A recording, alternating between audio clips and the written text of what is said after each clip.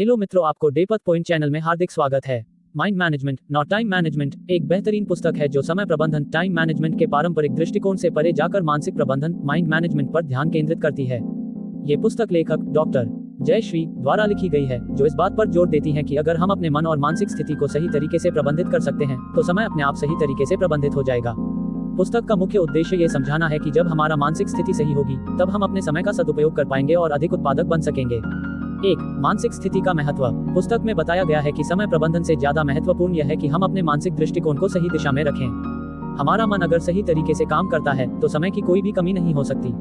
उदाहरण के तौर पर, अगर आप मानसिक रूप से शांत हैं और आपका मन किसी काम में पूरी तरह से केंद्रित है तो समय का सही उपयोग करना आसान हो जाता है।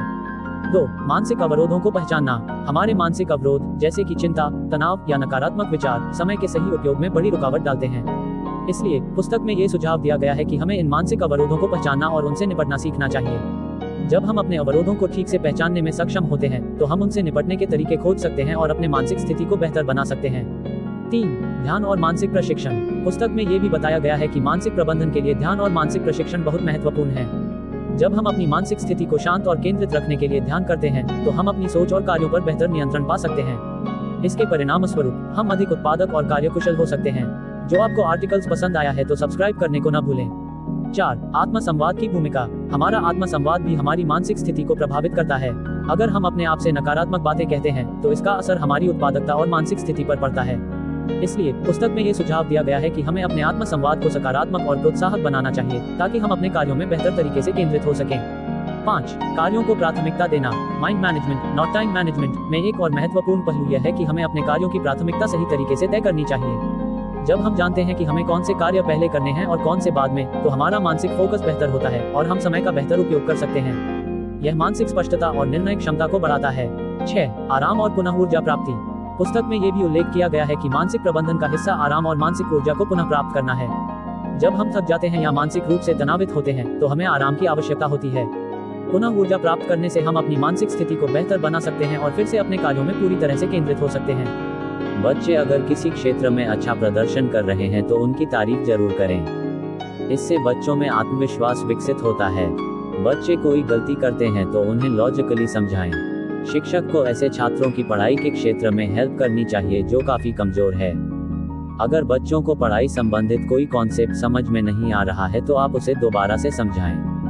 हम जिस समाज में रहते हैं वहाँ लोग अक्सर एक दूसरे की आलोचना करते हैं, लेकिन आपको कभी भी आलोचना से डरना नहीं है, बल्कि अपने अंदर ग्रोथ माइंडसेट रखें ताकि आपको अपना लक्ष्य प्राप्त करने में आसानी हो। जो लोग नकारात्मक बातें करते हैं उनकी तरफ बिल्कुल ध्यान ना दें।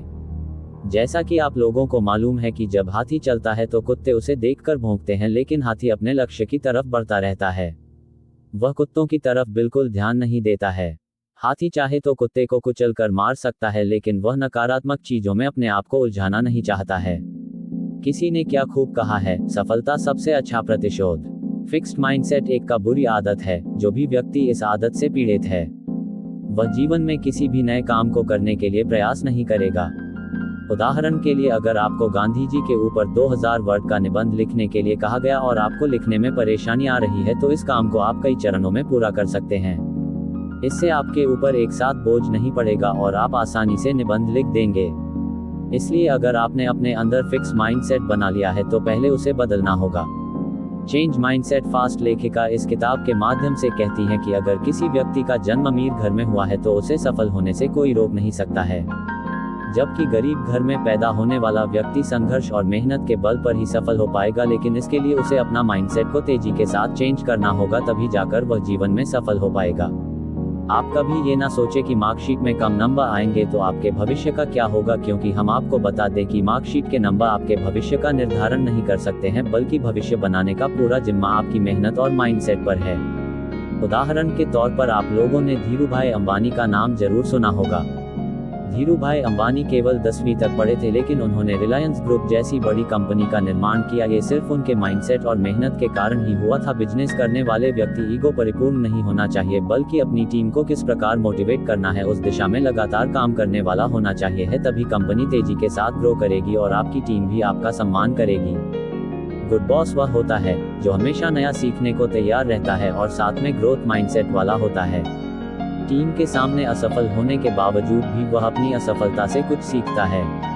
साथ ही टीम के फेल होने पर उनको भला बुरा नहीं कहता है, बल्कि टीम ने क्या गलती की है उस गलती को ठीक करने में उनकी मदद करता है।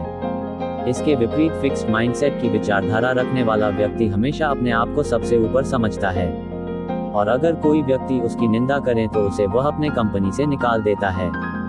इसके अलावा दूसरे लोगों द्वारा दिए गए सुझाव को ना मानना। इस प्रवृत्ति के आदमी जीवन में कभी भी सफल नहीं होते हैं और एक दिन उसकी पूरी टीम उसे छोड़कर चली जाती है। यदि आपकी सोच ऐसी है तो आप उसे तुरंत बदल दें। हम सभी को जीवन में एक बार सच्चा प्यार जरूर होता है, लेकिन कई बार ऐसा होता है कि हम जिससे प्यार करते हैं उससे हमारा संबंध कई कारणों से टूट जाता है, जिससे कई व्यक्ति निराशा के अंधकार में खो जाते हैं।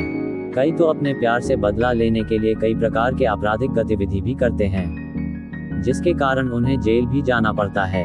इसका दुष्परिणाम यह होता है कि उनका पूरा जीवन बर्बाद हो जाता है। इसलिए प्यार में भी आपको ग्रोथ माइंडसेट रखना चाहिए।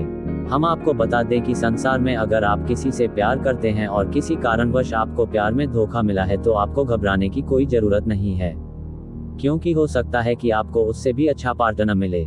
इस पुस्तक में समाहित विचारों का उद्देश्य यह है कि हम मानसिक प्रबंधन को समय प्रबंधन से कहीं अधिक महत्व दें, क्योंकि जब हम अपने मानसिक दृष्टिकोण और स्थिति को सही दिशा में रखते हैं तो समय अपने आप नियंत्रण में आ जाता है और हम अधिक प्रभावी तरीके से अपने कार्यों को पूरा कर सकते हैं।